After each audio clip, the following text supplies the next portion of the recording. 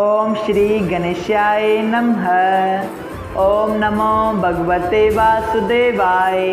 हरे कृष्णा कृष्ण कृष्णा हरे हरे, हरे राम राम राम हरे हरे। तव्हां सभिनी हरि भक्तन के नमस्ते। प्यारा भक्तों, हे कथा पाण गुरु कृपा से हासिल करे रहा आयूं। श्री गणपति सरस्वती जो दर ध्यान करिया थो मां भागवत महापुराण जो बयान, जैमें व्यासदेव ऐं श्री सुखदेव जी कयो आहे श्री कृष्ण लीला जो गुणगान। सबई चओ जय भागवतम महापुराण। प्यारा भक्तों, कल कथा में पाण श्रीमद् भागवत महापुराण साहिब जे 11 स्कंद जे 4 अध्याय जे पहिरें भाग में ॾिठो त राजा जनक जोगेश्वरन का सवाल कन था त नंढपण में उन्हनि खे छो सनकादिक रखेश्वरन जवाब न ॾिनो हो, जंहिंजो जवाब राजा जनक खे चई योगेश्वर ॾिनो।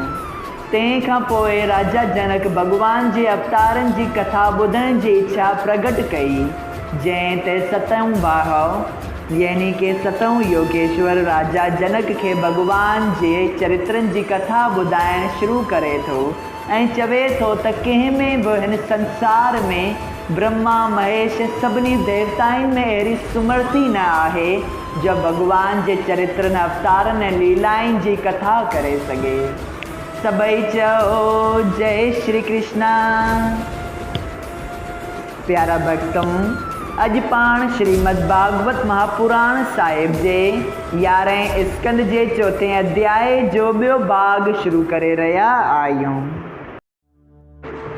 श्री सुखदेव जी स्वामी चवन था त हे राजा परीक्षित, जॾहिं सभिनी कामदेव अप्सराइन ऐं सभिनी मिली करे नर नारायण जी स्तुति कई, तॾहिं नारायण पंहिंजी माया सां उन वक़्तु 1000 सुंदर स्त्रियों जिन जे अॻियां रंबा ऐं ॿियूं अप्सराऊं लॻी थियनि ऐं जिन जे बदन जी ख़ुशबू कोहनि ताईं उॾाणी थिए से उते पैदा कयूं। हू सभु लक्ष्मीपतिअ जी शेवा करण वास्ते संदसि चौधारी बीह रहियूं। उन्हनि जो रूप ॾिसी कामदेव ऐं ॿिया लॼी थी पंहिंजे अभिमान विसारण लॻा ऐं उन्हनि स्त्रियुनि ते मोहिजी पाण में चवण लॻा त असां अहिड़ियूं सुहिणियूं स्त्रियूं कॾहिं बि इंद्रलोक में बि न ॾिठियूं हुयूं।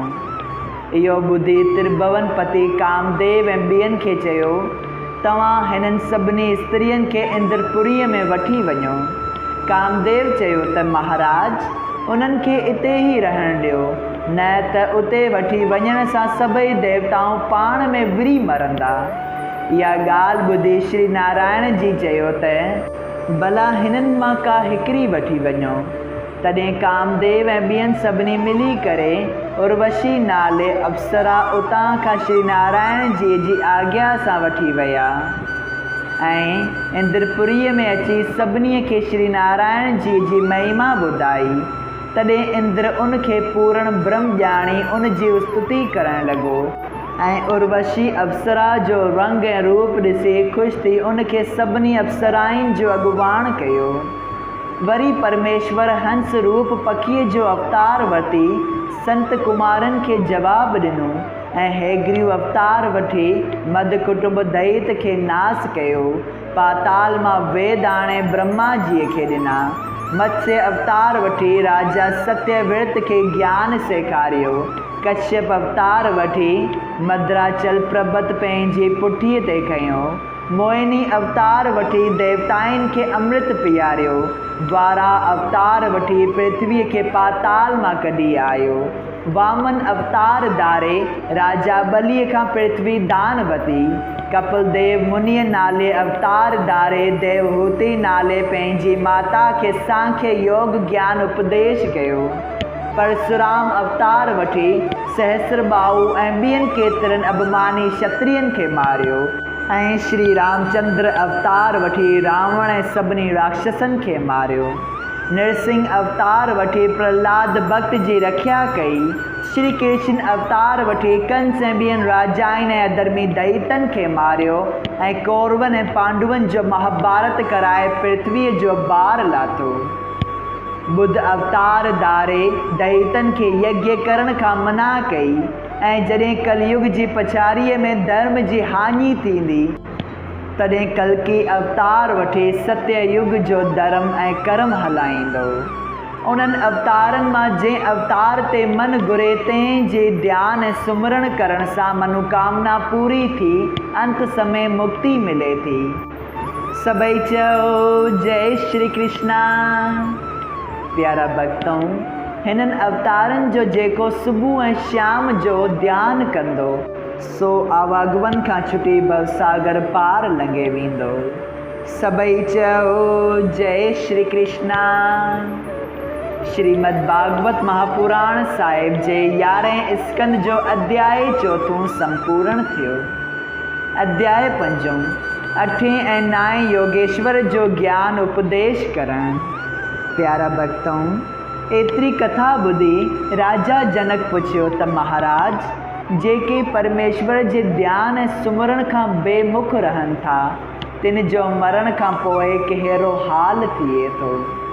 इहो ॿुधी चम्स नाले योगेश्वर चयो, हे राजा 84 लख क़िस्मनि जा जीव यानी जड़ ऐं चेतन सभई परमेश्वर जी मर्ज़ीअ सां पैदा थी मरण खां पोइ जीव आत्मा सभिनी जो वरी परमेश्वर जे रूप में मिली वञे थो ऐं सभिनी जीवन जे पालना करण ऐं नाश करण वारो उहो आदि पुरुष भॻवान आहे जेको खेसि टिनी लोकनि जे पैदा करण पालन करण ऐं नाश करण वारो ॼाणी राति ॾींहुं उन जे सुमरण ऐं ध्यान में रहे थो ऐं इहा वेनती करे थो त हे दीन दयाल श्री महादेव जी, श्री ब्रह्मा जी ऐं ॿिया देवताऊं तव्हां जे सुमरण ऐं ध्यान जे प्रताप सां ई आशीर्वाद या श्राप जंहिंखे ॾियनि था सो सच थिए थो। हू भक्तनि जो दुख तव्हां जी दया सां छुटी वञे थो। तंहिं करे संसार रूपी समंदर मां पार लंघण वास्ते तव्हां जे चरणनि जो ध्यानु जहाज़ वांगुरु सम्झ में अचे थो।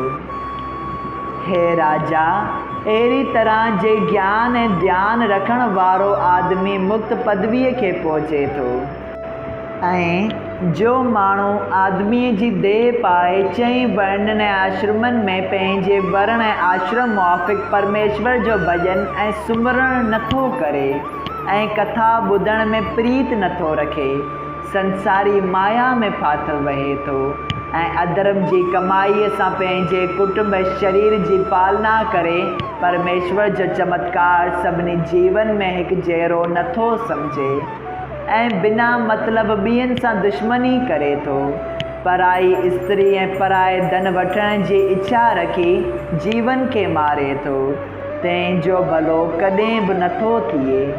उहो आदमी केतिरनि ॾींहंनि ताईं नर्क भोगे 84 लख जूणियुनि में जनम वठी केतिरनि क़िस्मनि जा दुख ॾिसे थो। इंसान पंहिंजे पैदा ऐं नाश करण वारे खे नथो ॼाणे, तंहिंखे अधर्मी ॼाणणु घुरिजे।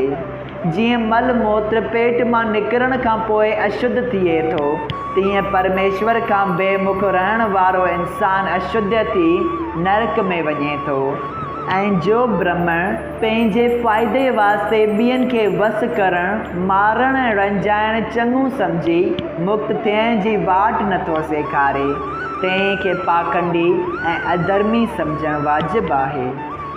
जो माण्हू संतनि ऐं महात्माइनि ऐं हरि भक्तनि खे तुच्छ ॼाणी सभिनी जीवन में परमेश्वर जो रूप हिकु जहिड़ो नथो ॾिसे ऐं वेद मूजिबि हलत नथो हले, फ़क़ति पंहिंजो फ़ाइदो ॻोल्हे थो, धनवान थी धर्म नथो करे, तंहिंखे अभागे ऐं पापी सम्झणु घुरिजे। छो त धर्म करण सां ज्ञान प्राप्त थी तृष्णा छुटी वञे थी ऐं विरक्त थियण करे मुक्त पदवी मिले थी। छो त जॾहिं मरण वक़्तु पंहिंजो शरीर ऐं स्त्री ऐं पुटु ऐं शेवक या ॿियो को बि मदद नथो करे सघे, तॾहिं उन्हनि जे प्रेम में फासी ख़राबु थियणु बेफ़ाइदो आहे। सबई चओ जय श्री कृष्णा। श्रीमद् भागवत महापुराण साहिब जे 11 स्कंद जे 5 अध्याय जो पहिरियों भाग संपूर्ण थियो। अगर तव्हां सभिनी हरि भक्तन के हिन कथा मां लाभ हासिल थियो हुजे त कृपया हिन कथा के ॿियनि हरि भक्तन सां शेयर कजो त उन्हनि जो बि भलो थिए ऐं तव्हांजो बि भलो थिए। सबई चओ जय सिया राम। राधे राधे।